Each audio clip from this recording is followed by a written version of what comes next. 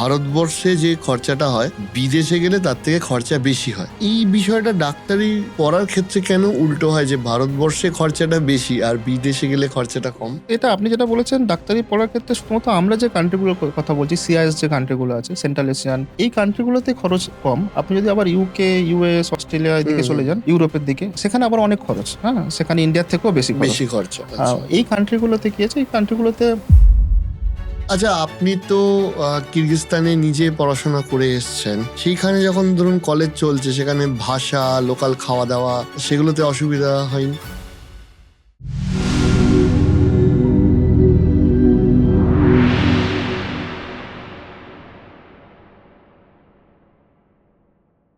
আজকে তো আমি দুজন ডাক্তার মানুষকে পেয়েছি। সো আপনাদের আরেকটা ভূমিকাও আমি জানলাম, যেটা খুব গুরুত্বপূর্ণ। সেটা হচ্ছে ভবিষ্যতের ডাক্তারদের তৈরি হতে আপনারা সাহায্য করেন বা সঙ্গে থাকেন, পথ দেখান বলা চলে। তা আপনি, একটা কথা দিয়ে আমি শুরু করব, সেটা হচ্ছে যে এই যে মধ্যবিত্ত পরিবার, অনেকেরই স্বপ্ন যে আমার ছেলে মেয়ে ডাক্তার হবে, সেই স্বপ্নটা কি আজকে বাংলা থেকে আপনাদের যে কোম্পানি রয়েছে, কনসালটেন্সি কোম্পানি রয়েছে এডুকেশন, তাদের মাধ্যমে কতটা আয়ত্তের মধ্যে এসছে, কতটা সম্ভব ডাক্তার হওয়াটা? ডাক্তার হওয়াটা এখন, আগে যেটা আমরা ভাবতাম যে ডাক্তার হতে গেলে অনেক টাকা খরচ করতে হয়। যদি আমি প্রাইভেটে করতে চাই যে অনেক টাকা খরচ হবে। হয়তো এখানে গভর্নমেন্টে অনেকে ভালো মার্কস পায়, হয়তো কিছু নাম্বারের জন্য গভর্নমেন্টে তারা পেল না। টোটাল অল ওভার ইন্ডিয়াতে আপনি দেখেন নিট পরীক্ষার্থীর সংখ্যা প্রায় ২২ লাখের উপরে। সিট আছে ১,৩০,০০০ মতো, গভর্নমেন্ট এবং প্রাইভেট মিলিয়ে। তা এই যে, এবং ১১ লাখ ছেলেমেয়ের মতো কোয়ালিফাই করে। নিট কোয়ালিফাই মানে যারা 50 পার্সেন্টাইল পায়। তা প্রায় ১০-১১ লাখ ছেলেমেয়ে যারা কোয়ালিফাই করলো, ১,৩০,০০০ মতো সিট পেল। বাকি যে প্রায় ১০ লাখের কাছাকাছি যে ছেলেমেয়েগুলো যারা সিট পেল না ইন্ডিয়াতে, তারা কোয়ালিফাইড, মানে নিট কোয়ালিফাইড, বাট তারা ইন্ডিয়াতে সিট পেল না। কেন? ১ নাম্বার হলো প্রাইভেট কলেজে তাদের টাকা দেওয়ার মতো ক্ষমতা নেই। প্রাইভেট কলেজগুলোতে প্রায় ১,০০,০০,০০০ টাকার কাছাকাছি খরচ, এবং গভর্নমেন্ট কলেজে হয়তো তারা কিছু নাম্বারের জন্য গভর্নমেন্ট কলেজ তাদের হাতছাড়া হয়েছে, সরকারি কলেজ। তো সেই সব স্টুডেন্টগুলোকে, এবং তারা লোয়ার মিডল ক্লাস ফ্যামিলির student, lower middle class family থেকে বিলং করে। আ এদের কাছে টাকা পয়সা যে প্রাইভেট কলেজে ৳১,০০,০০,০০০ খরচ করার ক্ষমতা নেই। সেইসব ছেলেমেয়েগুলোকে আ আমরা ভেবেছি যে এই ছেলেমেয়েগুলোকে যদি ডাক্তার হতে চায়, এরা কিভাবে ডাক্তার হতে পারে? এদের জন্য অ্যাব্রডই বেটার। কারণ অ্যাব্রডে আমাদের যে কলেজগুলো আছে আপনি দেখেন ৩০ থেকে ৩৫ লাখের মধ্যে তার থাকা, খাওয়া থেকে শুরু করে সবকিছু হয়ে যায়। একটা ছেলেমেয়ে ৩০-৩৫ লাখ টাকা তো ওয়ান টাইম দিতে হচ্ছে না। প্রত্যেক বছরে ৫ বছরের কোর্স আছে। ৫ বছরে পার্ট করে দিচ্ছে। কেউ হয়তো কিছু টাকা লোন নিয়ে যাচ্ছে। মিডল ক্লাস ফ্যামিলির ছেলেমেয়ে তো, কিছু লোন নিচ্ছে, কিছু নিজে থেকে এরেঞ্জ করছে, এরকমভাবে যায়। এবার ওখানে পড়ে আসার পরে সবথেকে ডিফিকাল্ট যেটা হলো যে এখানে এসে একটা তাকে লাইসেন্স পরীক্ষা দিতে হয়। সেটার নাম হলো এফএমজি বলে নাম, ফরেন মেডিকেল গ্র্যাজুয়েট এক্সামিনেশন। ওই পরীক্ষাটাতে যদি ও পাস করে যায়, তাহলে এখানে যারা ইন্ডিয়ান ডক্টর, যারা আইএমজি যারা আছে, ইন্ডিয়ান মেডিকেল গ্র্যাজুয়েট আর ফরেন মেডিকেল গ্র্যাজুয়েটের মধ্যে কোনো ডিফারেন্স থাকে না। কিন্তু ওই পরীক্ষাটাতে পাসিং রেট অনেক কম। ২৫-৩০% মতো পাসিং রেশিও থাকে। আমাদের মূল যেটা আমাদের লক্ষ্য ছিল, যে ছেলেমেয়েরা যারা এখান থেকে যাচ্ছে, বেঙ্গল থেকে যাচ্ছে, হুম। ওয়েস্ট বেঙ্গল থেকে, তারা যেন এখানে আসার পরে এফএমজি যে পাসটা যেন ফার্স্ট অ্যাটেম্প্ট এ করে। হুম?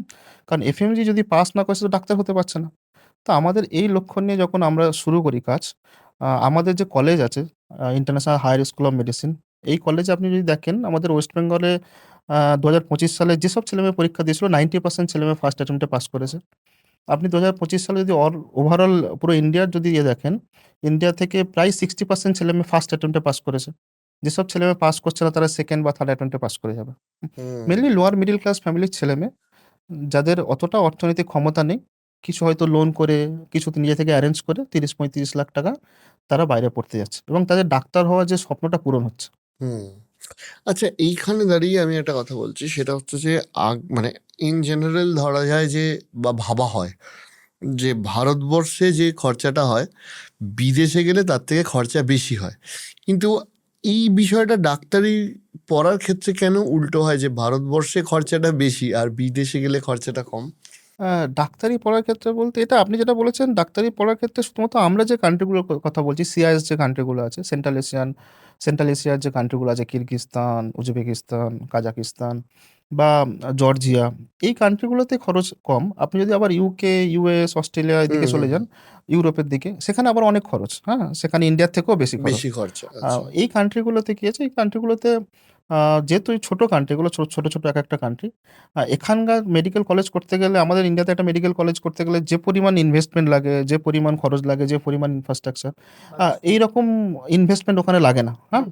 আর সবথেকে বড় জিনিস হলো যে ওখানে যে কলেজগুলো আছে না, বেশিরভাগ কলেজে আপনি যদি দেখেন, আমাদের ইন্ডিয়াতে যেমন একটা কলেজে ধরুন আ ১০০ বা ২০০ সিট, ১০০ সিট, ১৫০ সিট বা ২৫০ সিট প্রাইভেট হুম হুম কলেজগুলোতে। হুম।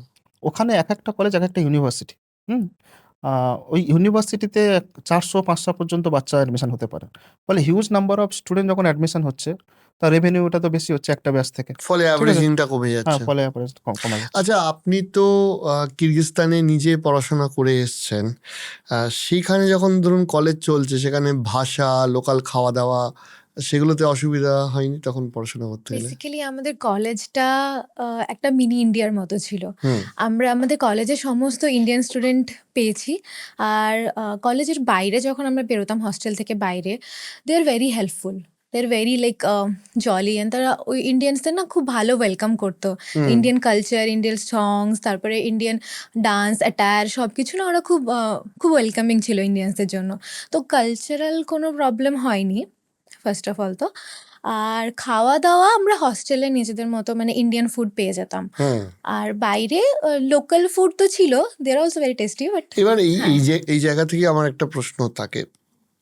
সেটা হচ্ছে যে, এই যে বাইরে ১ম এ যারা পড়তে যায়, মানে সেটা যেকোনো সাবজেক্টেরই হোক। ১ম এ যাওয়ার সময় কি, কি ভয়গুলো কাজ করে মনে? যে বাইরে মানে যখন আপনারাও গেছিলেন, কি, কি ভয় আসছিল মনে যে একটা ভাষা আলাদা, খাওয়া-দাওয়া আলাদা। সেগুলো কি, কি ভয় কাজ করে? ১ম এ ফার্স্ট ইয়ারে যাওয়ার সময় তো খুবই ভয় লাগছিল যে ওখানে গিয়ে ইন্ডিয়ানস পাবো কিনা? কোনো ইন্ডিয়ান শুধু ওয়েস্ট বেঙ্গলে যাদের সাথে আমি যাচ্ছি তারা ছাড়া আর বাকিরা কি লোকালস থাকবে? ইন্ডিয়ান কি আর পাবো না? তারপরে আর ইন্ডিয়ানকে কিভাবে ইয়ে করে? বাট ওখানে গিয়ে দেখলাম ইটস এন্টায়ারলি ডিফারেন্ট। লাইক ওখানে ইন্ডিয়ারই বেশিরভাগ স্টুডেন্টরা আমাদের ইউনিভার্সিটিতে পড়তো। তো একবার যাওয়ার পরে না ধীরে, ধীরে ১-২ মাসের পরে ভয়টা কাটতে থাকলো।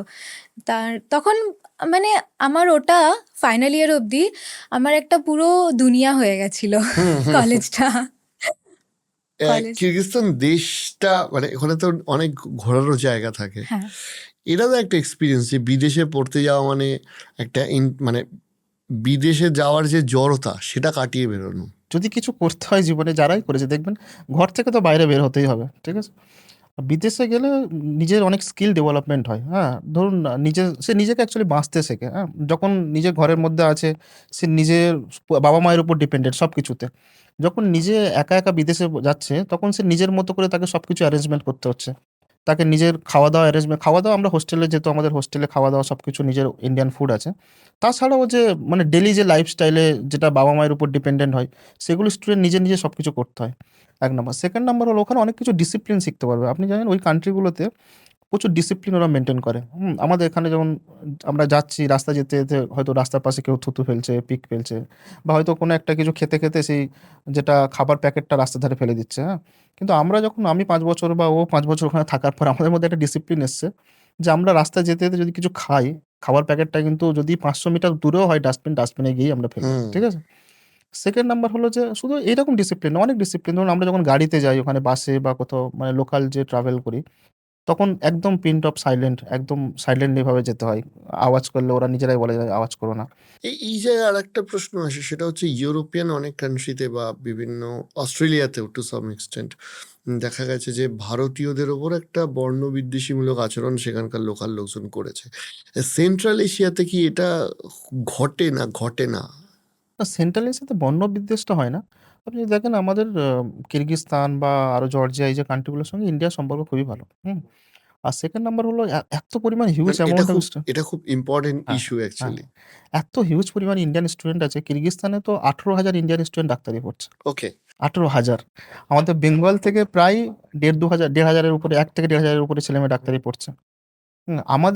আমাদের পার্সোনাল যদি বলেন, আমাদের ইউনিভার্সিটিতেই তো অলমোস্ট ৪০০ র উপরে ছেলেমেয়ে, ৪-৫০০ র উপরে ছেলেমেয়ে বেঙ্গলের আছে। ফলে এত পরিমাণ ছেলেমেয়ে ইন্ডিয়ান ওখানে হয়ে গেছে না, ওরা নিজেরা একটা কমিউনিটি মতো তৈরি করে হুম। নিয়েছে, হ্যাঁ? তো ওদের কোনো প্রবলেমই হয় না। যদি কিছু প্রবলেম হয় একজন অন্যজনকে হেল্প করে।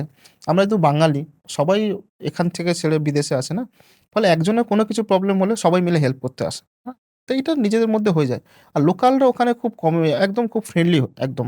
এইজন্য ফ্রেন্ডলি বিকজ তারাও জানছে যে আমরা ওখানে গিয়েছি, তাদের ল্যাঙ্গুয়েজ শিখছি, তাদের কালচার শিখছি, হ্যাঁ? তাদের সঙ্গে কমিউনিকেশন করছি। তারাও জিনিসটাকে খুব এনজয় করে, হ্যাঁ? যেহেতু আমাদের ইন্ডিয়ান কালচার ওখানে প্রচুর সেলিব্রেট করা হয়। আমাদের ইন্ডিয়ান দিওয়ালি থেকে শুরু করে পুজো সবকিছু সেলিব্রেট করা আচ্ছা, হয়, হ্যাঁ? ওর আহ, নিজেও তো সেন্সেশন একটা গ্রুপ ছিল। কি কি কালচারাল কি গ্রুপের পার্ট ছিলাম। আচ্ছা, কি অ্যাক্টিভিটিস করেছেন আপনারা কিরগিজস্তানে? আমরা দিওয়ালি প্রোগ্রাম করেছি, আমরা হোলি প্রোগ্রাম করেছি। তো বিদেশে যখন ইন্ডিয়ান কালচার সেলিব্রেশন হয়, তখন ওখানকার মানুষদের রিয়াকশন কিরকম ছিল? মানে ওরা অ্যাকচুয়ালি আমাদের থেকে বেশি, মানে আমাদের জেনারেশনটা অতটা ওই ওল্ড বলিউড সংসের সাথে ইউজ টু নয়, কিন্তু ওরা আমাদের থেকে বেশি ওল্ড বলিউড সংস জানে। That was very surprising for us. Okay. Like হ্যাঁ, বলে চুড়িয়া হুম। এগুলো ওরা গাইতে থাকতো আমাদের সামনে। বলে কি এই গানগুলো তো আমরা শুনিনি, মানে এগুলো অনেকটাই পুরোনো দিনের বলিউডের গান। অ্যান্ড আমরা ওগুলো পারফর্ম করেছি। ওরা রিকোয়েস্ট করতো কি এই গানটা একটু পারফর্ম করবে, তখন এই গানটা পারফর্ম করা হতো। ওরা বলিউড অনেকটাই দেখেছে, আর ইন্ডিয়ান কালচারের সাথে ওরা অনেকটাই ইউজ টু।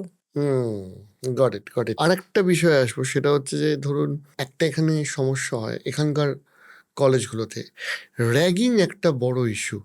এই আমি তো এক হচ্ছে এই র্যাগিংয়ের পার্টটায় আমি বিদেশের কলেজগুলোতে আসবো। র্যাগিং একটা কলেজ যে যাবে এই স্টুডেন্টদের মনে, মানে যারা স্কুল সদ্য পাশ করেছে কলেজে যাবে, এই র্যাগিং এই ইস্যুটা কতটা ভয় কাজ করে আপনি দেখেছেন ছাত্রছাত্রীদের র্যাগিংটা মধ্যে? তো আমি যখন নিজে স্টুডেন্ট ছিলাম বা ও যখন নিজে স্টুডেন্ট ছিল, আমাদের মধ্যে র্যাগিংটা প্রচুর ভয় কাজ করেছে। যখন আমরা ভেবেছি যে এখান থেকে আমি বিদেশে পড়তে যাব, একটা নাম্বার হলো তো বিদেশ।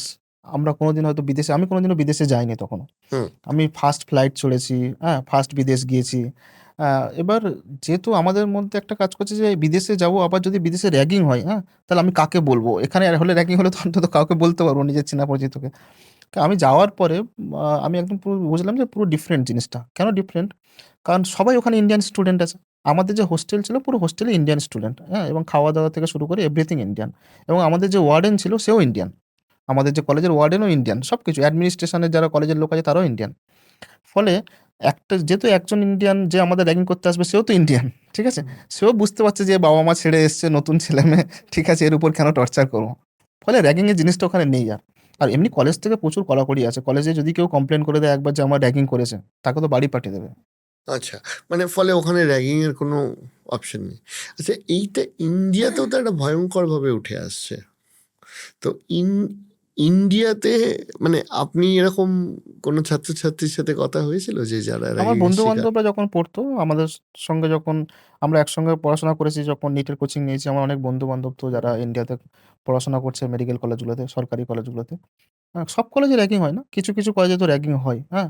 হুম। বাট র্যাগিংটা একটা নির্দিষ্ট মাত্রায় হলে ঠিক আছে, যে ফ্রেন্ডলি র্যাগিং, কিন্তু ঐরকমভাবে তো র্যাগিং হয় না।